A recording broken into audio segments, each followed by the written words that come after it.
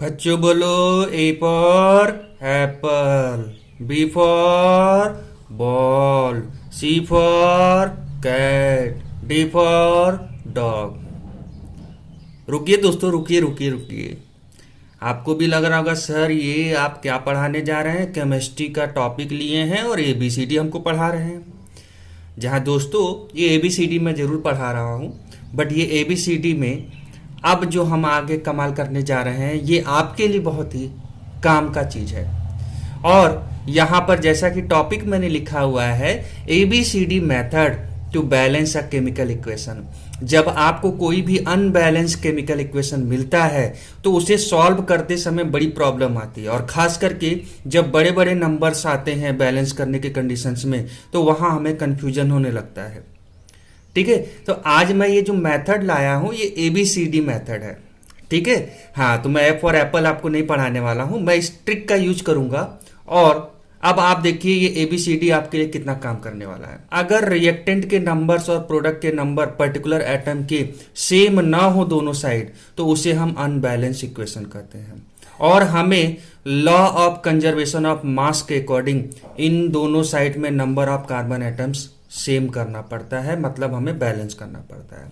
अब आइए, यहाँ मैंने फर्स्ट एग्जांपल लिया हुआ है, ये अनबैलेंस है। कैसे अनबैलेंस है, देखिए कार्बन यहाँ 2 है, यहाँ पर देखिए कार्बन 1 है। एक ही को देख करके आपको पता चल चुका होगा कि ये कहीं ना कहीं रिएक्शन अनबैलेंस है। ठीक है, हाइड्रोजन देखिए यहाँ 6 है, यहाँ पर 2 है, तो कहीं ना कहीं अनबैलेंस का एक अंदाजा आपको लग चुका है।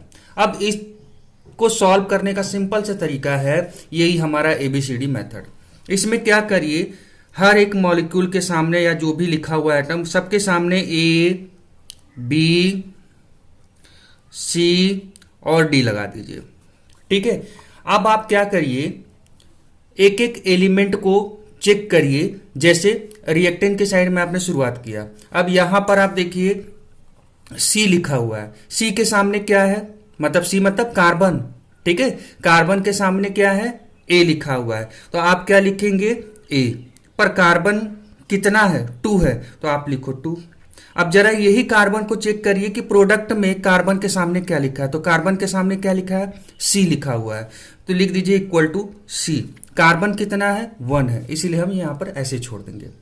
इसी तरह से सेकंड में देखिए, यहां पर अभी भी हाइड्रोजन है, हाइड्रोजन के सामने क्या लिखा हुआ है, ए लिखा हुआ है, तो आप लिख दीजिए ए। और हाइड्रोजन टोटल कितना है, 6 है, तो लगा दीजिए 6 इज इक्वल टू। अब इसी हाइड्रोजन को जरा प्रोडक्ट में देखिए कि उसके सामने क्या लिखा हुआ, तो यहां पर देखिए हाइड्रोजन है, हाइड्रोजन के सामने क्या लिखा हुआ, डी, तो इक्वल टू में लिख दीजिए डी। कितने हाइड्रोजन है, 2 हैं, तो यहां लगा दीजिए 2। हो गया सिंपल सा कॉन्सेप्ट। अब आगे देखिए यहां पर बी है। ठीक है, बी किसके सामने लिखा हुआ, ऑक्सीजन के सामने, तो अब इस ऑक्सीजन के सामने बी लिखा हुआ तो लिख दीजिए बी। टोटल ऑक्सीजन कितना है, 2, तो आप लिख दीजिए 2 इज इक्वल टू। अब प्रोडक्ट में देखिए ऑक्सीजन के सामने क्या लिखा है, तो देखिए यहां ऑक्सीजन इस जगह पर भी है और इस जगह पर भी है, तो दोनों को प्लस करके लिखिए। इस ऑक्सीजन के सामने क्या लिखा हुआ है, सी, तो आप लिख दीजिए सी। और टोटल ऑक्सीजन कहां कितना है, 2 है, तो आप लिख दीजिए 2 प्लस इस ऑक्सीजन के सामने क्या लिखा है, डी, और ऑक्सीजन कितना है, 1 है, तो सिंपल से लिख दीजिए डी। ठीक है, ये हो चुका है। अब आप क्या करिए, किसी एक को एबीसीडी में से किसी एक की वैल्यू को 1 मान लीजिए। तो मैं चलिए शुरू में ही सी को मान लेता हूं कि इसकी वैल्यू 1 है, तो हम लिख लेते हैं suppose C is equal to 1। ठीक है, अब 1 मान लिए। अब यहां पर बेसिक मैथ का शुरुआत हो चुका है। अगर आपने c इज इक्वल टू 1 माना है तो जरा ये वाला देखिए 2a इज इक्वल टू सी होता है, तो यहाँ a इज इक्वल टू शायद आप निकाल सकते हो, बेसिक मैथ अगर आपको आता है तो बड़े आराम से आप कर लेंगे।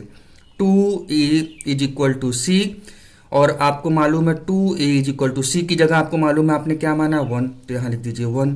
तो a इज इक्वल टू क्या हो जाएगा, 1 बाई यहाँ से आएगा तो 2 हो जाएगा। ठीक है, चलिए a की वैल्यू पता हो गई, c की वैल्यू पता हो गई। अब जरा इसमें देखते हैं, इससे हम d का वैल्यू निकाल सकते हैं। क्यों, 6a इज इक्वल टू होता है 2d, और a का वैल्यू अभी अभी आपको पता चला 1/2 होता है, तो आप लिखेंगे 6 इंटू a की जगह लिख दीजिए 1/2 इज इक्वल टू 2d। ठीक है, 2 3 जा 6 होगा, मतलब 2d इज इक्वल टू कितना आया 3, तो d इज इक्वल टू कितना हो जाएगा 3/2 हो गया दोस्तों।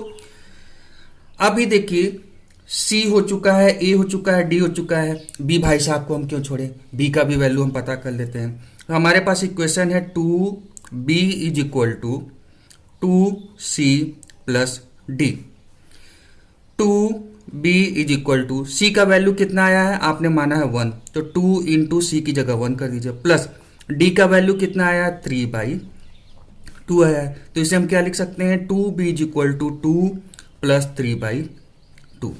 ठीक है, 2B इज इक्वल टू इसे आप करेंगे एलसीएम लेंगे 2, तो यहाँ पर 2 1 जा 2 2 जा 4, आप करके देख लीजिएगा, 1 जा 3 जा हो जाएगा, कितना आया 2B इज इक्वल टू 7/2 हो गया। ठीक है, तो B इज इक्वल टू कितना हो जाएगा, B इज इक्वल टू 7 और ये 2 इंटू 2 नीचे में हो जाएगा, तो कितना हो जाएगा 4 हो जाएगा। ठीक है, तो B की भी वैल्यू आपने पता कर लिया। अब आप क्या करिए, A B C D सबकी वैल्यू पता चल चुकी है, आप इक्वेशंस को आगे लिखिए और उनके सामने जो आपने ABCD का वैल्यू पाया उसे लिख दीजिए। ठीक है दोस्तों, अब आप देखिए यहाँ पर ABCD था और ABCD की वैल्यू आपको पता चल चुकी है। इसके सामने A लिखा था, A का वैल्यू आपने कितना पाया है 1/2, तो इसके सामने लिख दीजिए 1/2। B का वैल्यू आप कितना पाए थे, देखिए B का वैल्यू आपने पाया 7/4, तो यहाँ पे लिख दीजिए 7/4।